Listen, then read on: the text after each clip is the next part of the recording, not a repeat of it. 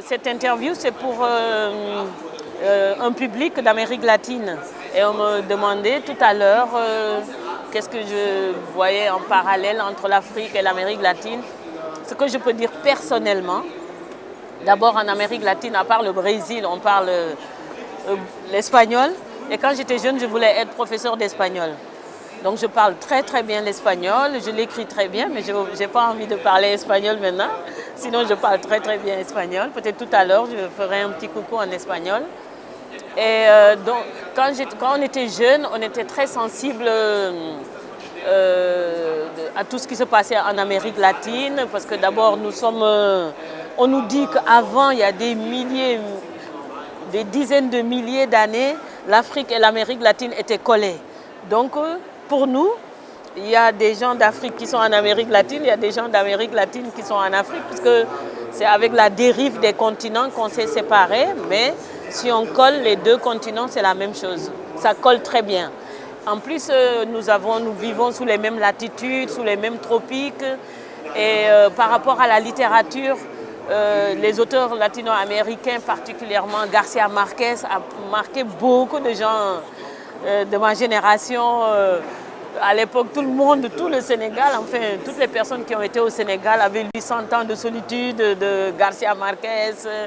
Et et l'espagnol était une langue qui est la deuxième langue étrangère étudiée au Sénégal. Donc les gens sont passionnés par tout ce qui se passe en Amérique latine.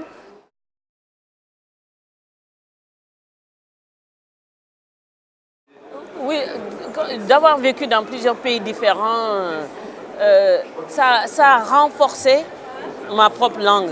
C'est-à-dire qu'avant d'avoir beaucoup voyagé, j'avais ma langue maternelle, comme je dis, qu'on apprend par le sein de la mère. Donc c'était comme une évidence, ça faisait partie de moi. Mais pour que je puisse la confirmer, la renforcer et me rendre compte de son importance dans le sens de la communication, etc., c'est d'avoir beaucoup voyagé. Et quand j'ai voulu communiquer en anglais, en français, en espagnol, donc partant de ma langue maternelle, je partais toujours de ma langue maternelle que je traduisais en espagnol, en français ou en anglais.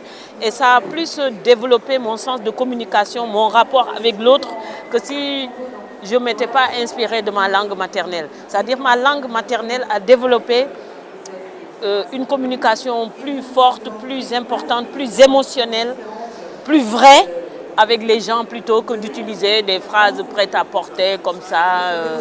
Donc vraiment le contact avec les autres a renforcé ma langue et a développé donc le sens émotionnel dans les communications que j'ai avec les autres.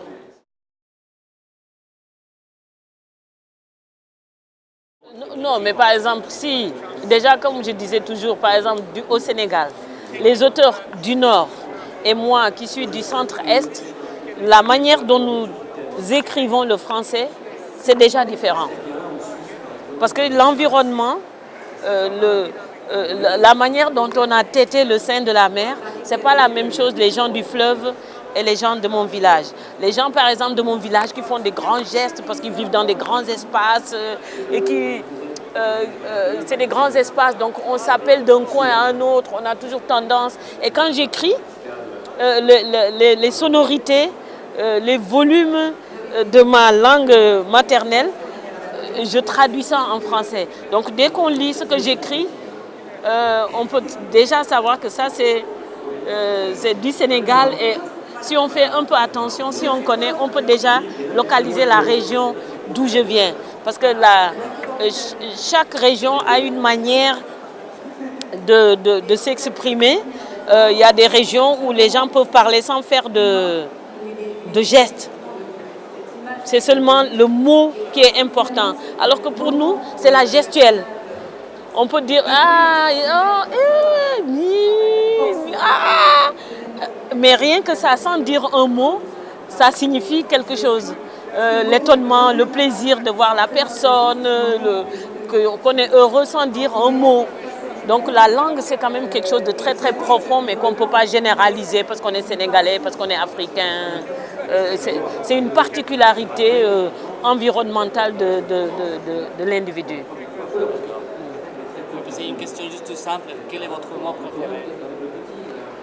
vivre, vivir, porque me gusta mucho vivir. No me gusta ser una escritora, una mujer africana de Senegal o de un otro país, no. Lo que me gusta, por ejemplo, si me decía, ¿cuál es tu trabajo? No voy a decir escritora, mi trabajo es vivir. Gracias. Gracias. Muchas gracias.